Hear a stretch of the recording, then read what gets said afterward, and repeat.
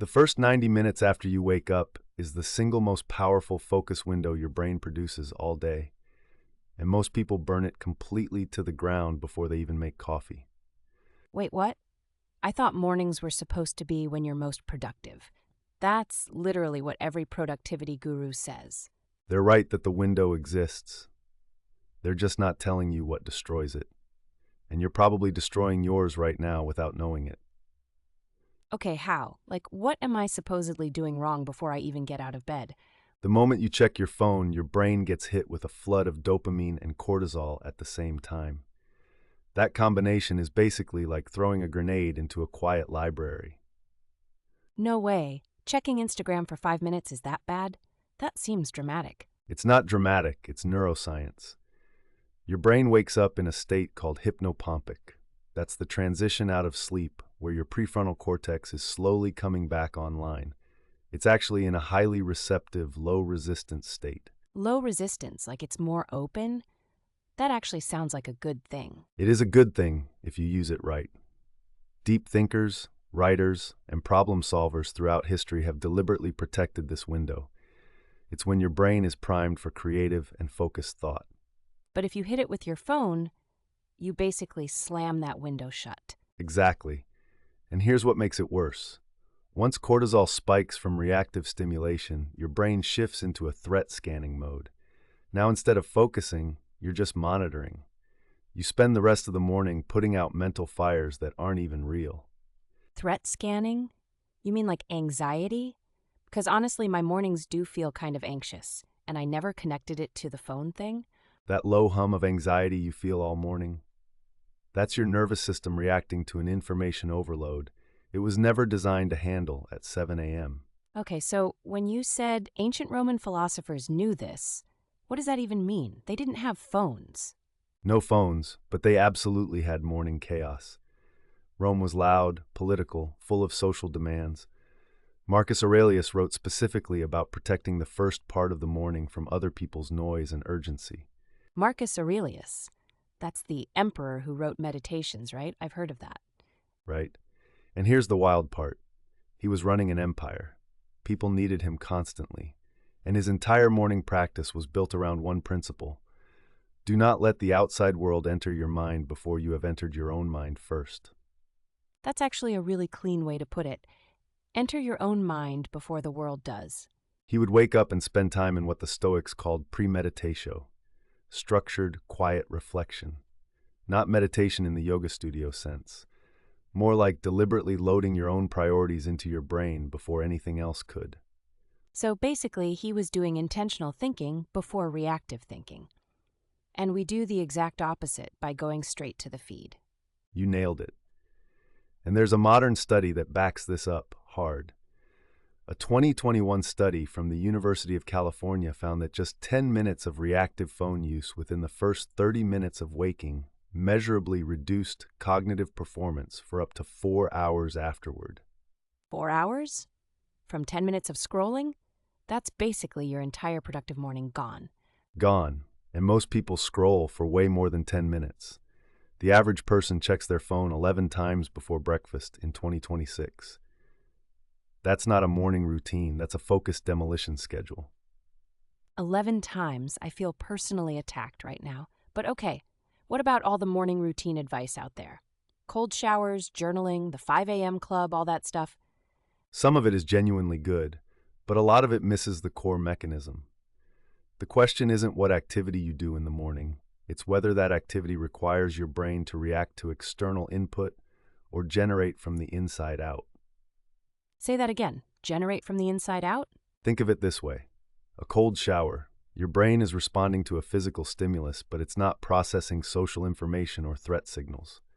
Journaling. You're pulling thoughts out of your own head. Both are inside out. Scrolling, emails, news, all outside in. So the cold shower crowd is actually onto something real, not just flexing on Instagram. Cold exposure triggers a norepinephrine spike. That's a focus-enhancing neurotransmitter. One study showed a 300% increase in norepinephrine from cold water immersion. That's the kind of wake-up your brain actually wants. 300%. Okay, that's huge. But I have to ask, what about coffee? because I'm not doing anything before coffee. Coffee is interesting, and here's where it gets counterintuitive again. Most people drink coffee the moment they wake up, but that's actually the worst time to drink it. That doesn't make sense. Coffee wakes you up. Morning equals coffee. This is basic human law. Here's the plot twist that changes everything you think you know about your morning. Your cortisol, yes, the same stress hormone, also acts as your body's natural alertness signal. It peaks naturally between 8 and 9 a.m. If you drink coffee during that peak, you're not adding energy. You're just building caffeine tolerance and crashing harder later. Wait, so my morning coffee isn't even working the way I think it is. It's kind of fake. Neuroscientist Andrew Huberman calls it cortisol stacking. You're adding caffeine on top of a hormone that's already doing the same job. Your brain adapts by producing less of its own alertness signal over time. So you actually need more coffee to feel the same. The coffee isn't waking you up. It's replacing your ability to wake up naturally. Okay, that one actually just broke my brain a little. So everything I thought my morning routine was doing for me, it might have been working against me this whole time. That's exactly the reframe. Your morning routine isn't broken because you're lazy or undisciplined. It's broken because nobody told you what your brain's actual operating system needs in those first 90 minutes. So what does it need? Like, actually need, not what some influencer is selling. 3 things. Darkness to light transition, meaning natural light exposure early on, not screen light. Physical activation without social stimulation. And mental priming that starts from inside your own head before outside input enters. The natural light thing, I've heard that. Something about setting your circadian rhythm?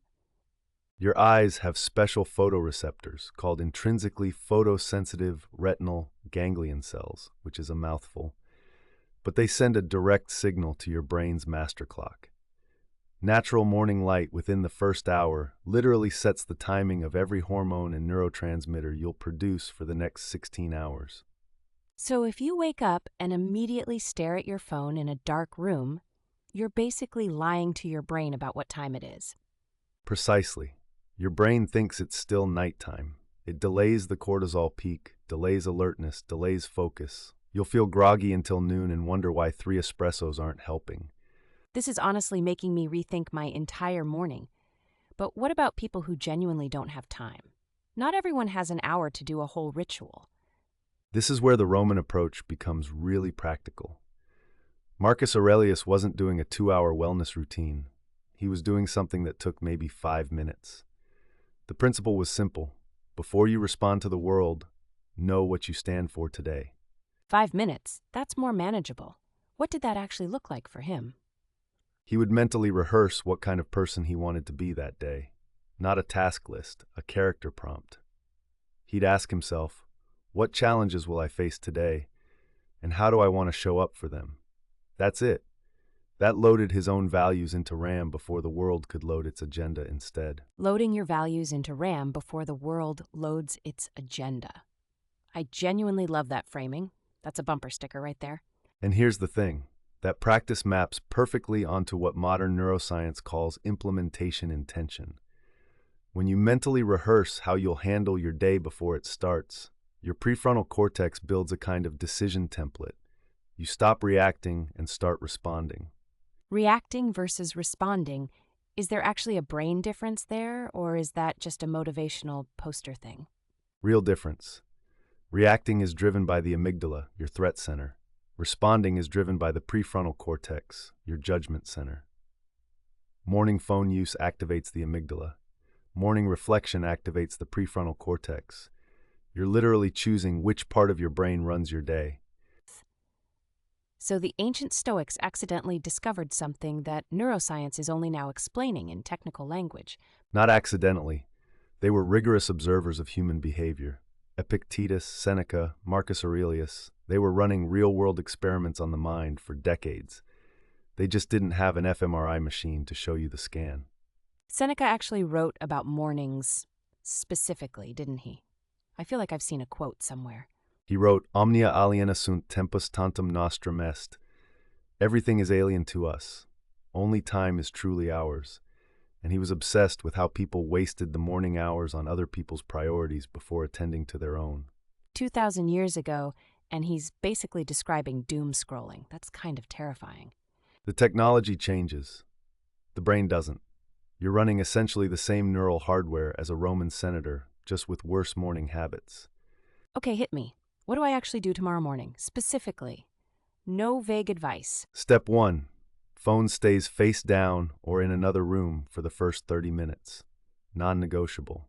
That one change alone, according to multiple behavioral studies, measurably improves focus scores for the following 3 hours. Just 30 minutes. That's actually doable. What's step 2? Get natural light in your eyes within the first 30 minutes. Go to a window, step outside, even just stand on your balcony. 2 minutes is enough to trigger the circadian signal. You're not trying to get a tan. You're setting your brain clock. And the coffee thing, when should I actually drink it? Wait 90 minutes after waking. Your cortisol peak will have started dropping by then, and caffeine will actually fill the gap rather than pile on top. You'll feel a cleaner, longer-lasting boost. Try it for 3 days, and you'll feel the difference. And the Marcus Aurelius part, the 5-minute mental priming thing? Before you open any app or respond to anyone, ask yourself 2 questions. What is the one thing I most need to think clearly about today? And what kind of person do I want to be in the next 12 hours? Write the answers down or just sit with them for 2 minutes. That's your focus window loaded and ready. Ancient tech, still undefeated.